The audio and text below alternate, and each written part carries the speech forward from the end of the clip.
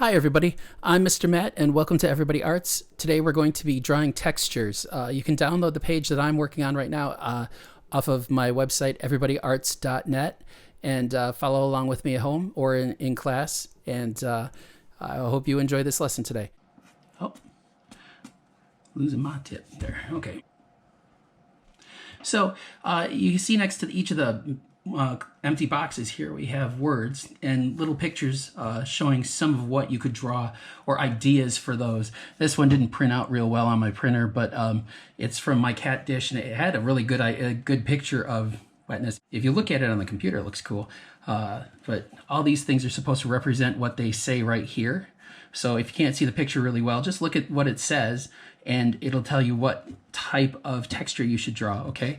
So for like Harry, you draw what you're thinking. I mean, it's hard to draw a feeling that you feel with your fingertips. You know what I'm saying? That's what we're trying to get. A texture is like, it's a tactile. Tactile is touch. And it's hard to convey that a lot of times in drawing. So we're going to try to draw textures today. So first, let's just go through this and do some drawing really quick for these textures. So for Harry, this is a picture of my cat's back. And you can kind of see like the different ways that the hair moves around on her back. That's Annie Mae is her name. She's gray, so actually that's pretty close. She's more of a blue-gray, very pretty cat. But I'm going to draw like hair. And it kind of goes together. You want to make it look soft. So not really thick lines, you know, you want to kind of make it wavy. It's gentle. Passes with the pencil. Nothing, you know, when you maybe just go quick and lift up your pencil at the end. Nice little wisps of hair. If you go out of the box, it's okay. I wasn't planning on anything particular when I started. I just wanted something that looked like Harry, you know. I think that looks pretty hairy right there, for sure.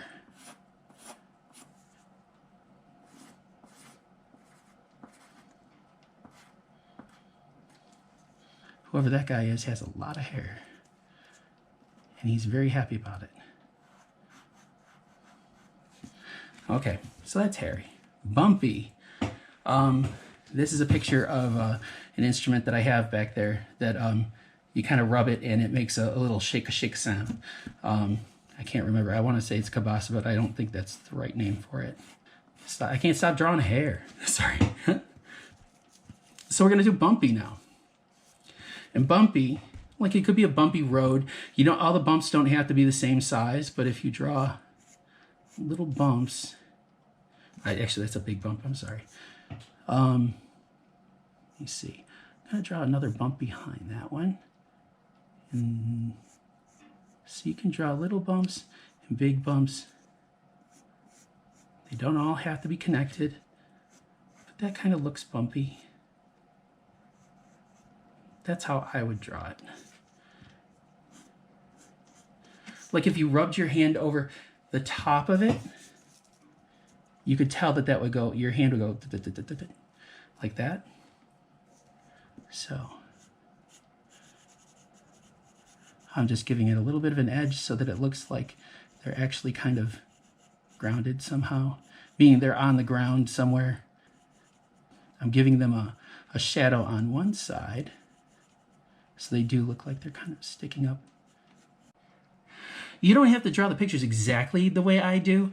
If you can try to draw the same kind of bumpiness that you see here, if you have pictures of beads or if you have another kind of bumpy picture in mind, go ahead and draw what you see, okay? And I'm drawing very loose. You can tell that I'm not like, look at the picture of the guy's face. I'm not erasing anything. We're playing with the idea of drawing textures, okay? We're not really trying to get any kind of perfection. It's a weird concept, drawing feelings, you know what I'm saying? So we're just playing with that idea right now. Scaly is pretty easy. That's like from a fish. So what you want to do is this is going to be a repeating pattern. Scales are a pattern and a texture. So we're just going to start like probably somewhere right around the middle. It's going to look a little bit like the bumps, but they're not going to be different sizes. They're all going to be the same size. Now, if you look, I drew one here, and then they go across like this. And then I'm going to go up here and like this. And this will go behind those two. And this will go behind those two. And then I'll go here, here, and then there. Behind, behind, here, here, here, behind, behind, here, here, here, behind. When I say behind, see how these, this is like, it looks like parentheses really, like this. That's a parentheses, but it's turned. So this one is in front of this one. You don't see the back edge of it. And you don't see the back edge of this one. It goes behind those two. There's lots of different ways to draw scales. So if you can look pretty closely at that one, see if mine are close to it, or if you want to draw something different, more dragony, more detailed, more ornamental. There's lots of different ways to draw them. Prickly. That's a picture of a dandelion bush in my backyard because I'm awful at weeding. So I have like lots of little dandelion weeds growing back there. But yeah, that's prickly. Anything that you touch that would hurt, that has a point to it, that has a sharp end, it would be prickly. A small, tiny, sharp end would be prickly. So you can try to draw one of these, or you can draw like a cactus. Cacti are very easy to draw. I'll draw one really quick right now. Very easy. It almost looks like a balloon, and they look really cute until you start drawing on the needles.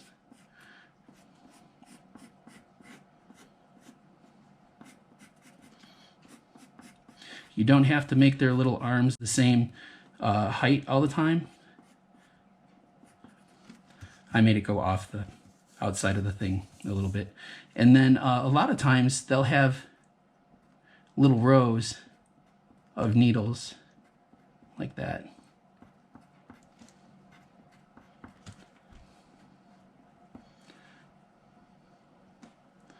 And I can put another one over here.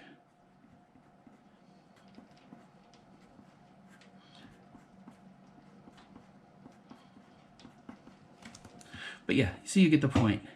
And then, or no pun intended, I wasn't trying to be silly. But yeah, you don't want to touch a cactus. I don't think I drew that very friendly looking, did I? Nah, no. No, I wouldn't want to touch that. I think that's good, for sure.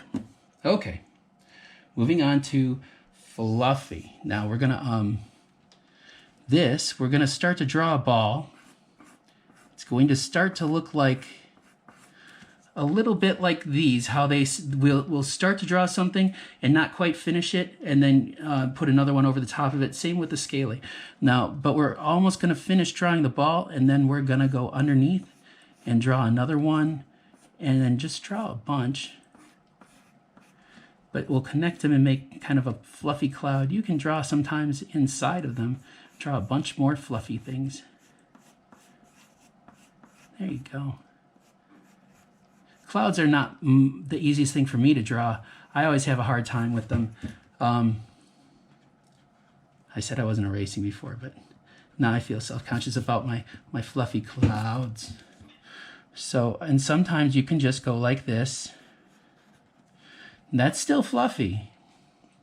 But I try to like draw circles and then connect the circles, make them very close.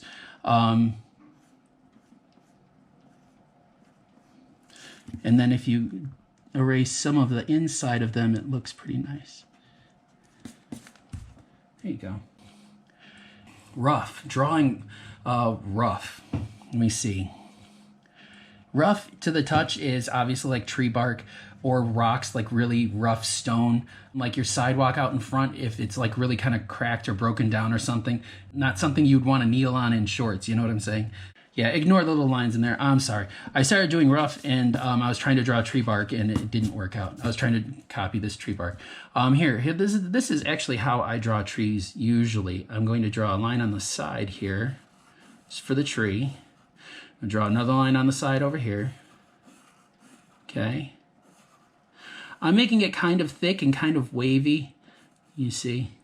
And that's just because if you look at the bark, it's really rough and wavy. But when you do make trees, you usually have lines that go up and down, okay? And then, you know, some of them don't go all the way up, and then you have other ones that follow them. And yeah, you're going to have some parts of the line that are thicker than others. If you look here, see how deep that line goes? And then it gets really thin. And yeah, you can have a little bit of it branch off. And then you can have another one right here. I try to just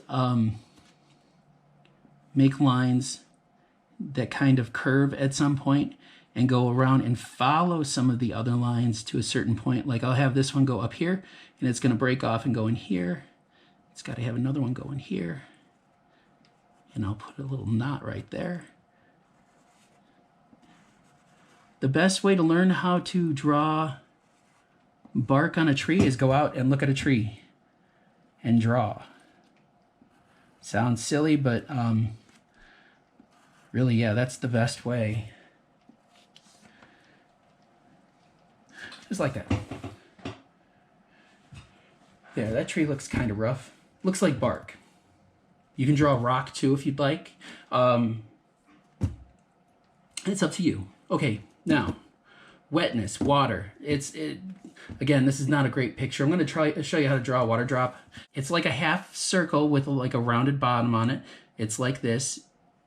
We're going to draw a half a circle. Less than half a circle, I should say. And then the bottom is going to be like this. Okay. Let's make another oval right there, okay?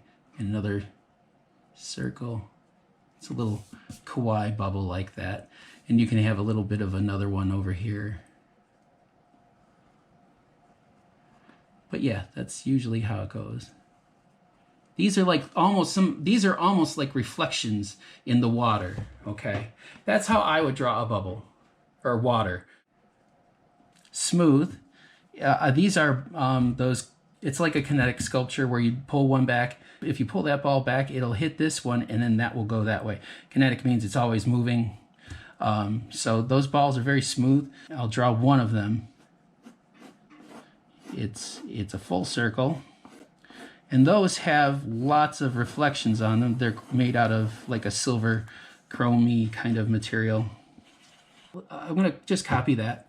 It looks like there's a little bit of a darkness on the bottom, so we'll shade that in.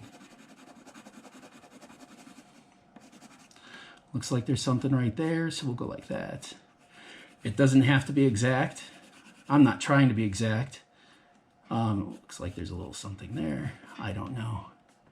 I can't tell. I know that in the actual reflection you could see me in it taking the picture. So I think you get the idea. It's smooth, it's round, it's going to have a lot of reflections on it. That's what smooth is. I want to make this feel a little less like, see how this is very like pointy and everything. This has to be, if it's smooth, it's not going to have angles, it's not going to have points. Even on the shadows and things, it's going to be, everything's going to be rounded. Anything that had a point in the shadow is going to be rounded off. Same thing if anything is wet. Those are the characteristics of drawing textures that are smooth, wet, fluffy, usually bumpy. There's not going to be a lot of angles or corners, anything sharp in your drawing, because to feel fluffy or wet or smooth, usually bumpy, like I said, those feelings don't have edges or angles or anything that's going to stop the touch from going over those and giving you anything but a soft feeling. The sensory feeling of the scaly, the prickly, the rough, those are not very fun sensory usually. So, you know, they'll definitely have more angles and more corners and things like that in them. This doesn't necessarily, but that's got an edge on it. And you can tell that when you pull back on the scales, that doesn't feel very fun. Plus, you know, scales are usually gross. So if you wanted to, I mean, you could put like highlights on these to show that they're kind of wet. But you'd probably only want to put them on one corner because you have to show where the sun or the light point's coming from. So you'd only want to do that like here. Okay.